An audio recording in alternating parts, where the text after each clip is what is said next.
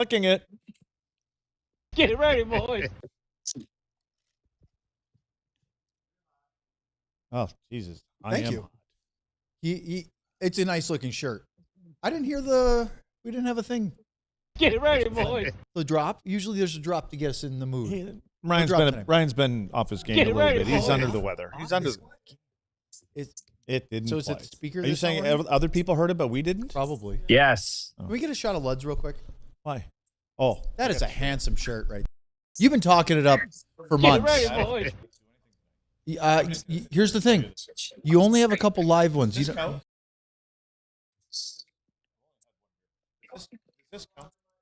His mic is over there. That's why you can't hear him. It's right here. Are you testing my mic? I want him to get the full view.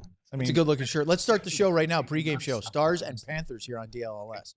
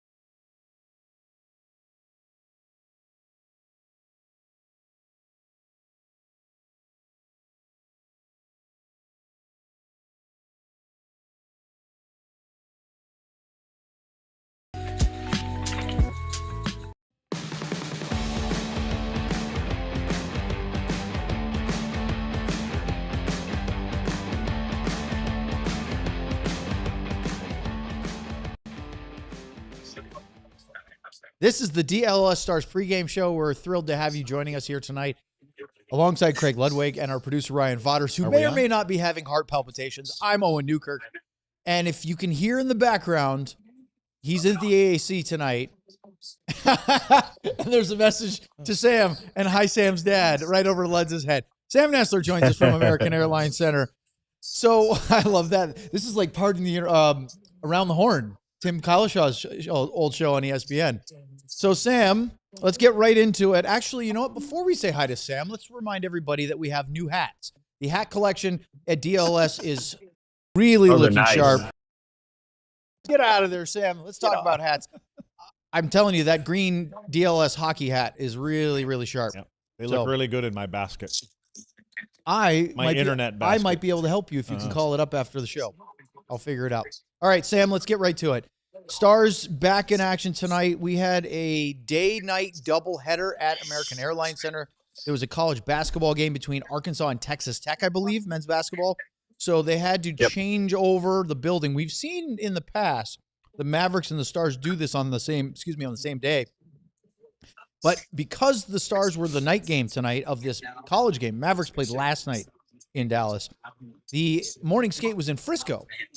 I don't know about anyone that lives closer to downtown, but if you live up where we live, a couple of different burbs around, driving to the practice rink is way easier than driving to downtown for a morning skate.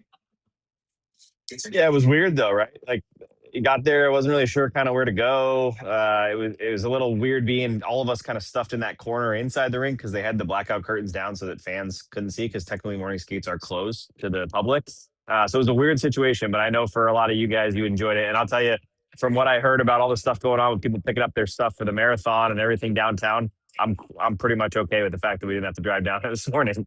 Well, let's start with the most important lesson of the day, which is don't stand behind the net when Thomas Harley is shooting the puck. Yeah, I believe this is the third time now that I've seen Thomas Harley do this. And I'm not sure if it's the same panel or if the other one was to the left of it, but he absolutely shattered this thing. And I believe actually see the hole where the puck went through. Yeah, the puck went straight through, and it just cracked throughout. So these are obviously a little bit less sturdy than the ones they use here at the game rink. So this happens a little more often at that practice rink. But that was morning skate was kind of over, but they were still doing a little bit of individual drills. That was pretty much the end of it there. As soon as he did that, the glass was on the ice and behind the ice, so everyone kind of came out, and that was the end of morning skate. But he has a knack for it. He doesn't have that hard of a shot. And every time he's done it, it's a wrist shot. But for whatever reason, he knows where to put it to break that glass. You must have seen a pane of glass or two break in your day. Yep. And they always seem to. They either break. Most of them break down by the Zamboni. It's the air that's coming in and out. Interesting. That one there, I think, is isn't that where the doors open up? From the No, push-up? that was right behind the net. So That's in the middle. No, but where the lobby is. That's towards the lobby, not towards the Zamboni. Yeah, but there's the always practice a rink. draft or something like that. It has something to do with it. It's never the glass's fault, never the guy's fault, except when they over tighten them, but they won't take the blame for it. No, because never. Yeah. Yep. No. There's some stories in there. We'll have to dig those out later. Yeah. Lineup news. Obviously, the big thing is that Ilya Lyubushkin is coming back in. And interesting, we're going to have some clips here in a little bit, Sam, that I pulled from Gully because he had some great answers today. But we're going to see Petro play with Thomas Harley. I think that's a really interesting combination tonight. Yeah, it was interesting the way they ran it. So they ran their lines out. It almost looked like Harley could have been dealing with something, and he was going to be one that might have been out because of the order that they ran their lines in. But it turns out Nils Lundqvist still dealing with the illness that kept him out of the last game here. So he skated full participant in morning skate, so it's nothing super serious, but obviously enough to keep him out here tonight. And then Vladislav Kolyachonok will be the other one that comes out. I have a feeling that we don't know with the health and everything like that, but the way they're kind of looking at it right now, Capobianco, Kolyachonok have been the ones that have kind of rotated in and out here and there. I think Capobianco has been great, but as Leds has said multiple times, Kolyachonok's been really good too. So right now they pretty much have 7 and soon 8 healthy defensemen that are all playing at a pretty high level, which is really good considering the fact that they've dealt with the injuries. Bischel's now out for a long time. It's good to see Lyubushkin back because he came back. I think he was out for 2 weeks in the middle of November, comes back, plays like 3 games, I think it was, maybe even less, and then goes out again with another injury. And it sounded like he was close to being able to play in the last game. Now, obviously, able to return tonight. So today was a funny one at morning skate. Other than just being in Frisco, that was the most skaters I've seen on the ice for this Dallas Stars team since basically training camp. And that's a good thing to see, to have them have 8 defensemen. I think they had 14 forwards out there because Adam Ernie was out there, obviously.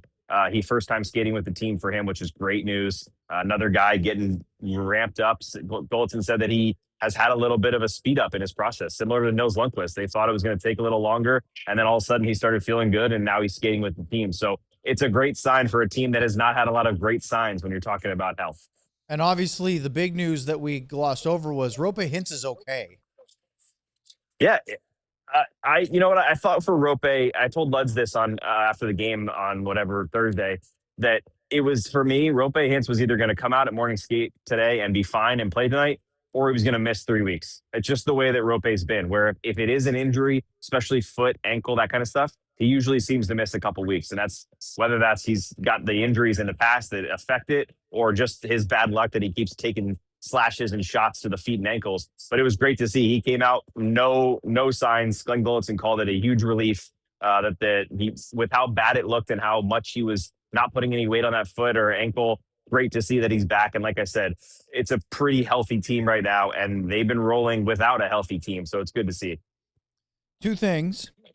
One, apparently, according to the chat, Ryan, our producer's nickname is Chocolate Thunder. So we have to call him that now forever. Chocolate 2, Thunder. Tyler Seguin gets a pregame ceremony tonight. And you talked about it a bit last week, your conversation with him at the practice rink, but very excited to celebrate, not in the way he would have liked, which would be dressed and ready to play this game, but still will be important to be surrounded by friends, family, and, of course, being honored by his team. Yeah, I talked to Seguin. I forget what day it was. I think it was Monday when they had that really optional practice. And, I saw him and I thought, I'm just going to go over to him and say, best wishes, hope everything goes well. Thinking he's going to be down. He kind of had the hood up. I was thinking he's going to be down. He's going to be defeated. He doesn't want to have a conversation.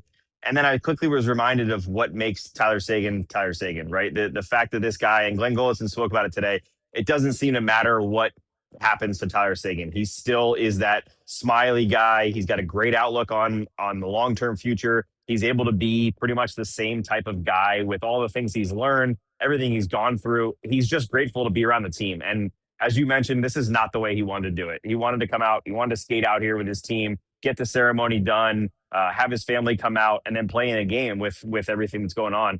But the fact that he's going to be able to walk out here now today without he hasn't had his surgery yet, and that was important for them to have this situation where he can walk out here. He's not going to be on crutches or rolling his way in on a scooter, whatever he would be after his surgery. Really funny. Yeah, he's gonna be walking out there, and I got to tell you, I expect a massive ovation because this one, as we talked about when the injury happened, this one hurt a lot of people, right? They've seen what Seguin's been through. They've seen how much he's battled. He's built gyms in his house just to get back from injuries. He's lost full muscle control of all of his quad and his glutes and things like that. It's just been horrific for him. So to see him finally get back from that last year, beat the timeline that he was supposed to have from his injury last year, come back, play pretty well in the playoffs, and come in and you think he's got a full healthy season. What can he do? Because when he's healthy, the guy plays great hockey. Even at the old age of 33, he still plays at a high level. So it just was a gut punch to see him go down. But I expect tonight to be a really, really cool ceremony. He's going to get a silver stick, which I learned is actually his stick that they encase in silver.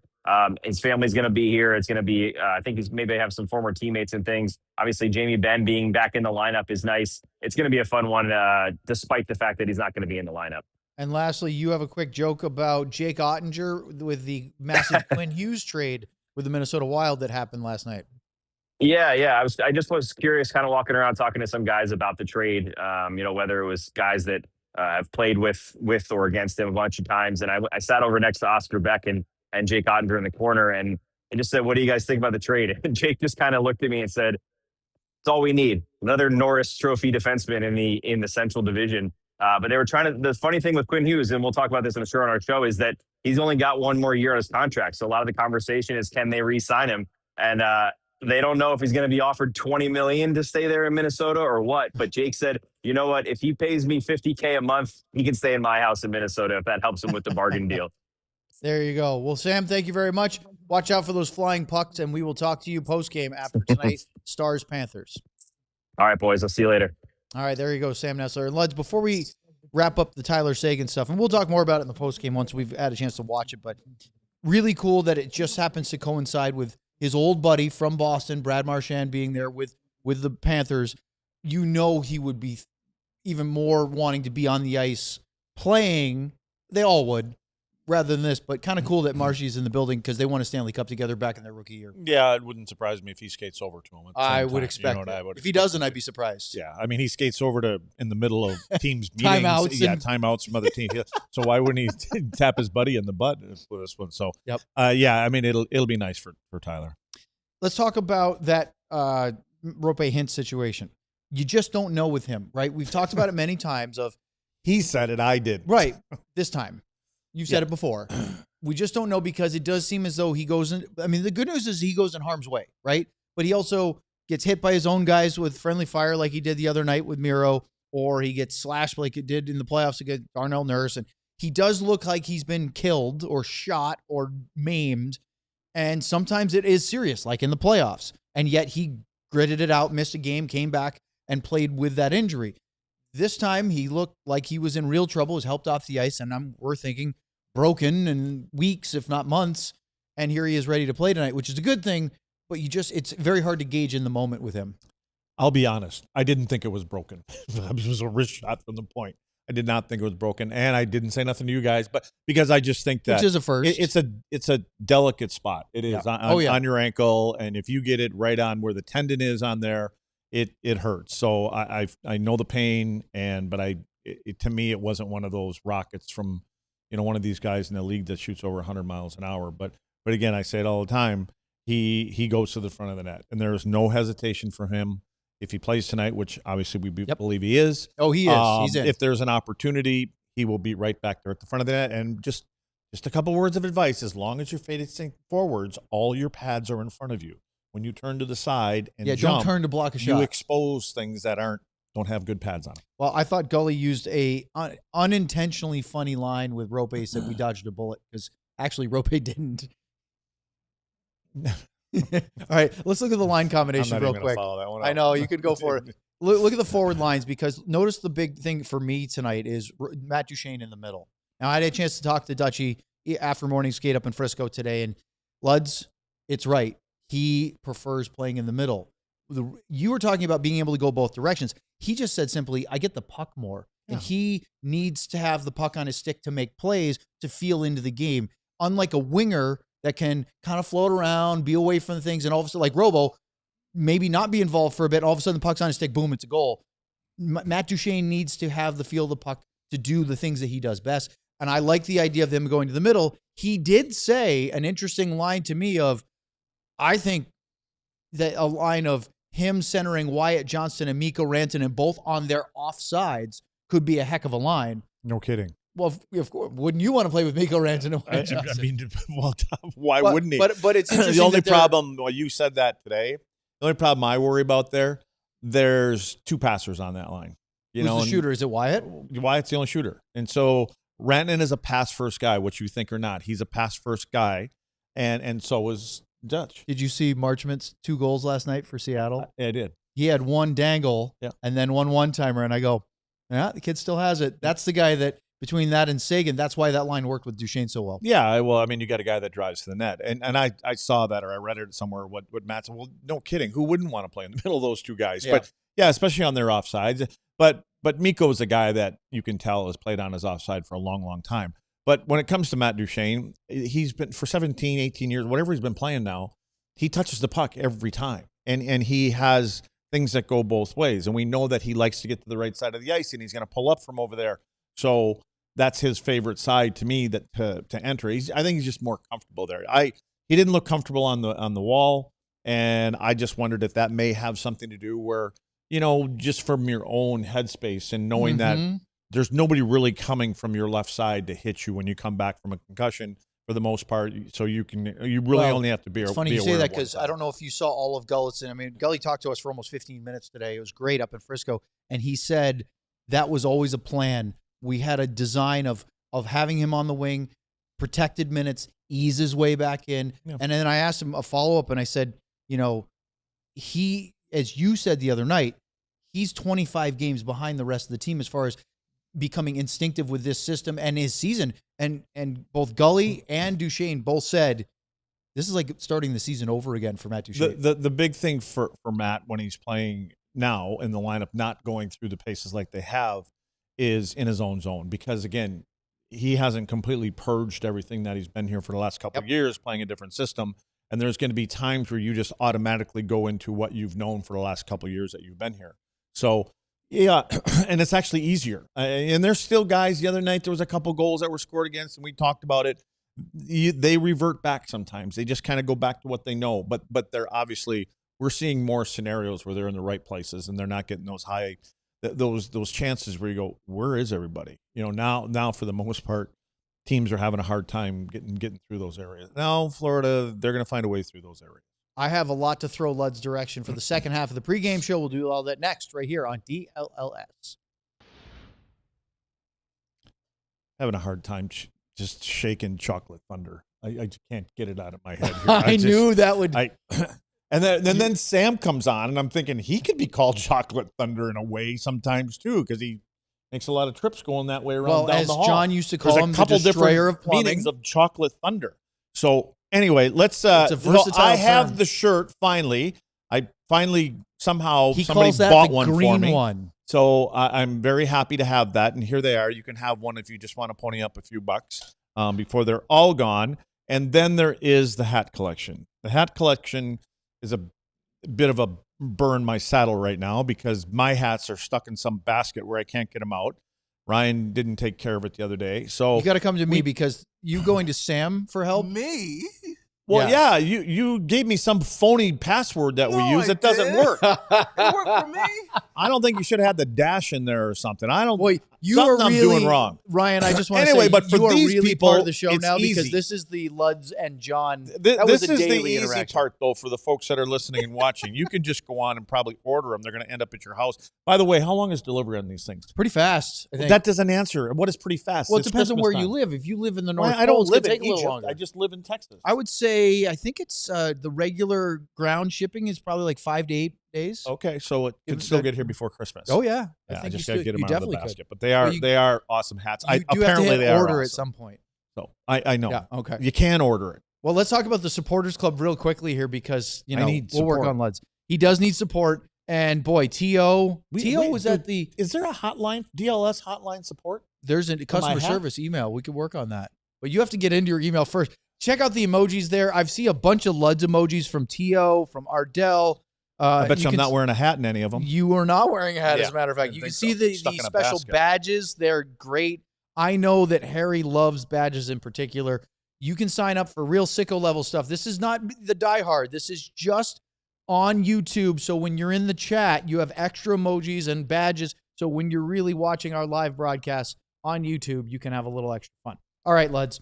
Let's get into, a lot of stuff. First and foremost, the Stars had their 4-game winning streak, 11-game point streak, and franchise record 13-game road point streak snapped on Thursday in Minnesota. It was also their first time in 16 games counting Thursday. They had won or gotten a point in 15 straight. They were 10-0-5 against the Wild. Long run. Well, I want you to hear from Glenn Gulutzan on there's one aspect of the Stars game he really wants to focus on improving right now. You know, we've won with great goaltending. We've won with great specialty teams. Have we won with, great 5-on-5 play? No, we haven't. We've been passive or casually winning for a long period of time, which is good because you can't be great in this league if you don't have great goaltending and great specialty teams. You can't. You just won't be. And so we have those things. 5-on-5, I thought we've been average. And defensively, we've been above average. Offensively, we've been below average. And for me, when all things get equal, you need that part of your game. So that's where we're putting our focus in. So even if I go back to your question, the Colorado thing, it's not really an issue for us. We're still kind of looking internally on how we're pushing our game in the fourth area. I think we've got 3 covered, 3 of the big 4 covered. We need the 4th one to help us. And tonight's a no better night to do it than a team that doesn't let you casually or passively win. Getting a little greedy there, aren't you, Go? I mean, they're top 7 in goals for in the league, 5-on-5.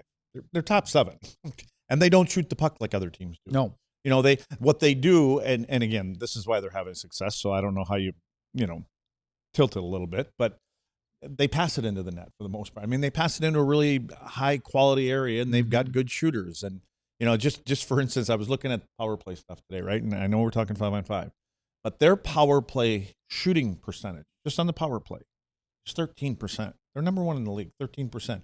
The team that they're playing tonight, 5.5%. And that's just power play. You're just talking about shooting percentage. Just shooting percentage. That's all I'm talking about. That's high. I mean, they have snipers on this team. They do. So they're also waiting, as you said before. They're not just shooting for the sake of shooting. They're waiting for the really high quality opportunities because they can. Yes. I mean, because they can pass their way into those areas to create even a better opportunity. And the one thing I'm going back a little bit here, and I want to say this is that the biggest trade of the year. I mean. Okay, so it's not the Stuart Skinner Tristan Jarry trade. No, you're talking about. I was chatting with that guy that made that deal today. You're talking about Bill Guerin's move to get Quinn Hughes. Yes, and I said something to him. I said, "You're the first team that I saw that played Dallas that didn't play the game not to lose. It was a total difference in the game. That's interesting. Is they did not play to lose the game. And you listen to their coach prior to it and say a lot of things and this and that, and all the same things that everybody else said. But this team did not play to lose the other night. They said, we don't care who they are. Here's how we're going to play. That's one of the reasons I think Billy goes out and finds that guy. So anyway. And they also stayed out of the box. Yeah. Because I mean, Stars got a power play goal, but they just won. They played straight. Yes. They played north. Yep. They played a lot of north. We saw by the shots at the end of the game. And I think that's a little bit what Gully's got talking to him about here about this 5-on-5 stuff. And I agree with him. I mean, yes, they can be better 5-on-5, but I don't know how much you're really going to change a lot of that because when you talk about Matt Duchene and all the other guys we're talking about, they aren't going to get to the blue line and dump the puck in. That's not how they're made. They're not. They're going to try to create They're a puck possession team, and the philosophy comes, and going back to Minnesota, Kaprizov, when he came over here, when he first came here, great players making, $17 million now. He could not understand, if I have the puck and I'm at the blue line, why would I dump it in so I have to go and get it? Right? Yeah, he didn't like that idea. Dallas has a lot of players like that now, and they're really good, and they're having good success. I mean, take out that last game, but I think that last game was good for them. I think it was good for the Dallas Stars. Well, they come home and they have to face the Florida Panthers, who have 3-1-1 record their last 5, but only 4 wins in their last 10, and they got waxed. Yep. Second night of a back-to-back with travel, but they got waxed by the Colorado Avalanche, 6-2 on Thursday night. Paul Maurice talked about it this morning this is a hard reset. Those guys are going to be annoyed. Glenn Gulletson talked about facing the Panthers tonight and talked about them being a little PO'd. It's a great game. It's a great game for us. It's a measuring stick for us, the two-time Stanley Cup champion. They just got beat handily in Colorado. They're going to be, they're going to be pissed off, and they're coming into our building on a Saturday night. It's a great place for us to be right now. It's a great opportunity for growth. What do you see when you look at the Florida Panthers? Right now, I see them missing their two key players, ingredients on there. A couple guys have come back. You look down the middle; they're not the same. They've given up 18 goals in their last 5 games. And they've given up 7 goals in one game. They've given up 6 goals in another game. Bobrovsky hasn't been the same guy that won him 2 Stanley Cups, and so they have guys that aren't in the lineup, and they have a couple. Listen. There's a 37-year-old little Oompa Loompa that is leading their team in points and everything else. And Brad Marchand is there you go, right there. Which we would love to have on this team if we could. Would. But he is the one that's leading he's 37 years old and he's leading the way on all this. So when you go through their lineup, when you're missing Barkov right off the top, it just everybody kind of moves up a notch, and they really shouldn't be moving up a notch. Lundell was their third line center. He's playing as their top line center right now. But he's been really good. He has been very good. In his role right now, it's not the Barkov level, but he's doing a very good job there. But to me, Luds, that's the same thing with the Sam Steele, right? When the Stars were loaded last year, Sam Steele's playing on your third or fourth line. It just shows your depth. Yeah. In this case, Lundell, great player. I have nothing against the guy, but when he's forced into the bottom 6 role, it's because you have Tkachuk, Barkov forcing those guys to I don't want to call them lesser roles, but those other lines. Yeah, they've got plenty of reasons why they're where they're at, but they're not happy with that. So, they're going to continue to get better. They're going to get healthy. I think they're going to get some steam, and their legs will come back here eventually from playing a lot of hockey in the last 3 years. So, their goaltending, their guy hasn't been very good. Bobrovsky hasn't been very good. Some of the goals that are going in, he actually looks tired. And when he lets some of those goals in, it's like how when you see goaltenders that look disappointed? Yes. He doesn't look disappointed. He just looks slumped. Almost like resigned? Well, he looks tired. Yeah. You know what I mean? And defeated. And that's I'm watching from 3,000 miles away on TV. So who knows? We'll take a look at the defense and goaltending for the Panthers tonight. Obviously, they're pretty stacked. Forsling is a great defenseman, and Ekblad and Seth Jones on the right side. Jeff Petrie has been fine for them on the third pairing. Nico Mikkola is solid. I mean, they have balance there. Look at that's the guy I wanted to talk about too. Good job. What is it in? Chocolate Thunder. Oh, chocolate fudge. Chocolate Big fudge. You could be Big Fudge. I love it. Why do you suppose Seth's name hasn't been mentioned at all coming up in February? We haven't heard his name one time. You're talking about for the Olympic team? And he's like Captain America. I mean, he's played at every level. I'm just surprised. And I know he's not a spring chicken anymore, but man, he's been good since he's come over here. And when you see Seth, when he got to play with good players, how good he was. I mean, he's our number 1 defenseman. Yeah. Most minutes from all the defense. I'm just curious. I think he's not a Hughes. He's not a McCarr. He's not, he's more of a two-way guy. He's got, he's big. He can lug pucks. He knows the right way to play. I would certainly put him in consideration. Yeah. Right? Yeah.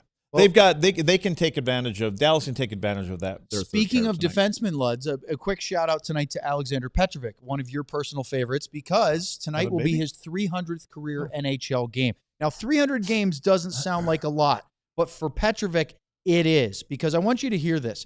He played 254 games from 2012 through 2019 in the NHL with the Florida Panthers, and then an additional 6 playoff games. He played 9 games with the Oilers as part of the 18-19 season. He split between Florida and Edmonton. Then he's played 36 regular season games in the last couple of years for 23. So the last 3 seasons, he's been in 36 regular season games for the Stars, 24 playoff games. Those should count. And from that whole run, 485 career AHL games. So it's not like he's a fresh, just barely gotten in. He has gone through it to get back to this stage after all that time grinding it out in the minors, whether it was in San Antonio, Providence, Stockton, or the Texas Stars. 300 is, to me, this is a celebration of a much higher number than it really is for Petrovic. Yeah, not the number for me. It's the way he's playing. He's playing comfortable and confident, like he actually belongs here because he feels like he does, and I believe that they feel that he belongs here. You can just see the confidence when he's making plays, and especially on the offensive line. I said this the other night. Little pause sometimes. He gets somebody to move out of position. He takes that little shot. There. When you said something earlier, you're surprised about the pairing. I don't remember what you said, but it doesn't surprise me that he's in the top. I was just saying, like, isn't it interesting, notable that it's notable? I'm not sure what that means besides noteworthy. Noteworthy. Why? That doesn't mean nothing to me. Because I know Lyubushkin's coming back from injury tonight.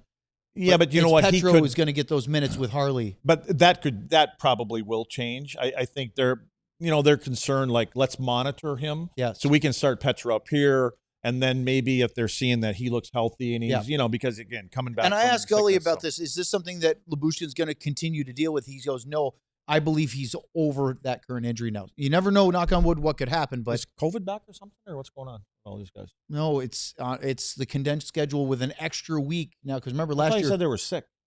There is illness. In fact, Nils Lundqvist is better, but he was out. That's what I mean. What's going on in there? Well, I think the flu's going around too. So. Some of the rate guards sprayed around or whatever. I don't think. Go spray some Mando in there. I don't know if deodorant is going to do it on this one, but I'll tell you one thing. Right guard. Jason Robertson. You want to talk about how good he's been? Just take a look at these numbers. He has been ridiculous. He has scored goals in 13 of his last 16 games. From November 11th till now, he leads the NHL with 17 goals. This was at the start of the day today, so if anybody's scored already, that might change. But look at that. He has 5 more goals than the next highest guy in the league since November 11th, and he is the third player behind McKinnon and Geekie to score 20 goals. He's at 20. McKinnon enters the day with 25, Geekie at 22, but Robo's been red hot. I love how people put these boards together, like since this certain date. I know, because believe it or not, because before that there was one time at band camp that I had scored a couple goals within 3 or 4 games or 5 games, whatever it may be. And they put it from here to here. Ludwig is leading all defensemen in the league because I scored a couple. Did somebody give you that in a frame? Yeah, no. I asked him. I said, "You guys embarrassed me enough." That's right. Yeah. So Robo's been And listen, some of the goals that are going in, they're going off of people. He's just on fire. Yep. Like he's playing. Didn't he score the other night? Right in Bill when I said something about Billy Guerin. He did in Minnesota. Yep. Like off a deflection. Was it off the stick of Boldy? I think it was. Yeah. How did it go in? But that's what goal scorers do. They just find ways to get pucks in the net. So hopefully he keeps on going. Because I know that he is not on everybody's list that I've talked to. No, I've seen USA lists, and it's only because that's the only thing he does. But that's pretty important, But it's going to be more of a competitive. I believe the feeling is because of the people that we know in Canada that's going to have and a couple other teams, it's going to be competitive. And if the rink is a little bit smaller, there's not as much space out there. So you don't find that Jason easy isn't 5'9". Yeah, I know, but sometimes you got to create your own space. Yep. Well, but he's finding ways to score, so who knows? I think he has to be on there, but we'll worry about that later. All right, Luds, thank you very much. Ryan, a.k.a. Big Fudge, a.k.a. Chocolate Is that Thunder. what it is? Big Fudge? Chocolate Fudge. What is Chocolate Thunder. Chocolate Thunder. But we're going to see. Big Fudge is in the running now as well. There has to be some kind of song that's got Chocolate Thunder in it. I mean, that's your homework assignment. Somebody, not mine. All right, well, let's let maybe Chocolate in the chat. Thunder work on that. I want to see if the chat figures it out. We'll be back for a full post-game show. Sam will check in. We'll talk to you about the Tyler Seguin ceremony. And then, of course, for Owen and Chocolate Thunder, we'll see you in the post-game show. Oh, we all silly like the mayor.